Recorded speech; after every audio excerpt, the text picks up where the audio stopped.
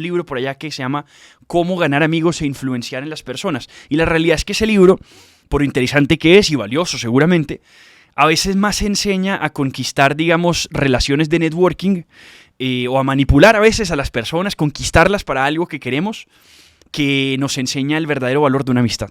Para buscar sobre la amistad hay que leer a otros que son mucho más grandes. Y amistad es distinto a amor de caridad. Eso es lo primero que hay que decir también. ¿A qué me refiero con eso? A que un San Francisco de Sales, por ejemplo, enseña en este libro Filotea, él dice, caridad con todos, amistad con pocos. Y eso es una gran enseñanza también. O sea, nosotros podemos amarlos a todos. Debemos amar incluso a nuestros enemigos. Y eso está bien, hay que amar a las personas como si amigos fuéramos, amándolos. Sí, pero amistad implica una relación recíproca, o sea, una relación donde también te dejas influenciar, donde la otra persona tiene también cierta autoridad sobre ti. Y por tanto, lo que sí tienes que hacer es escoger bien a tus amigos.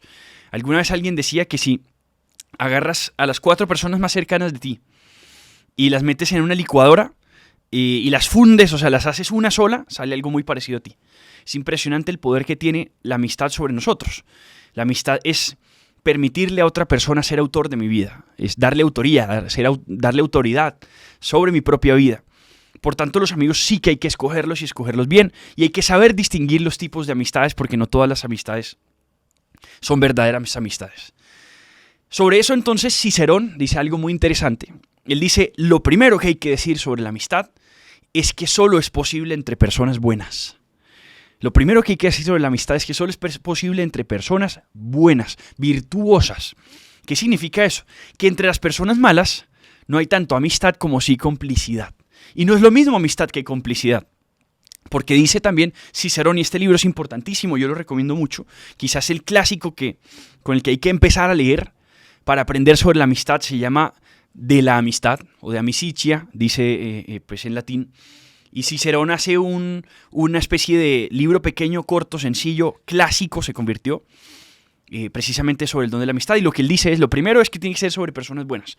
Porque los cómplices, pues entonces son simplemente acompañantes de vicios. Y la amistad es más auxiliadora de virtudes que cómplice de vicios, dice Cicerón, y eso es clave.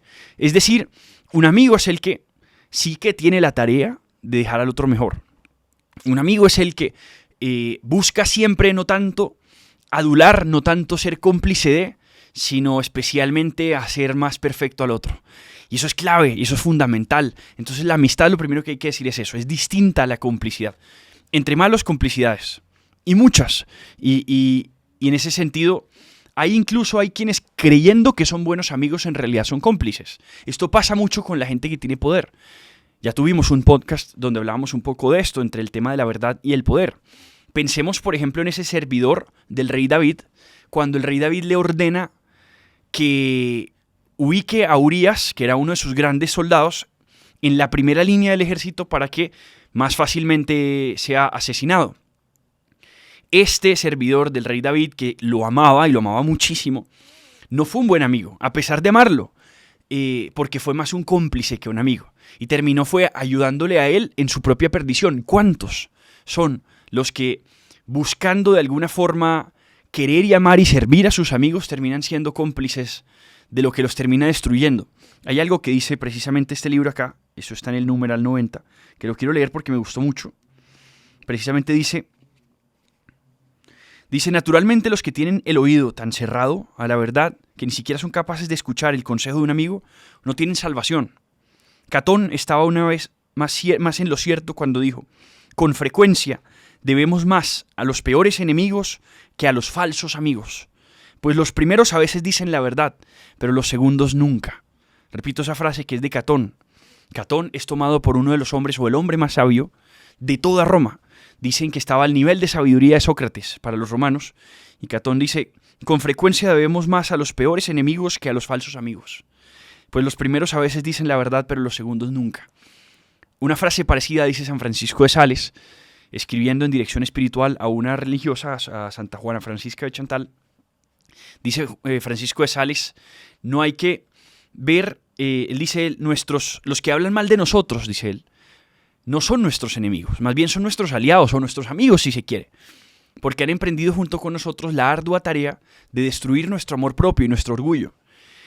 Entonces, A veces es mejor amigo el que a veces actúa casi casi como un enemigo. Enemigos son esos que nos dicen y nos señalan y nos dicen la verdad en la cara.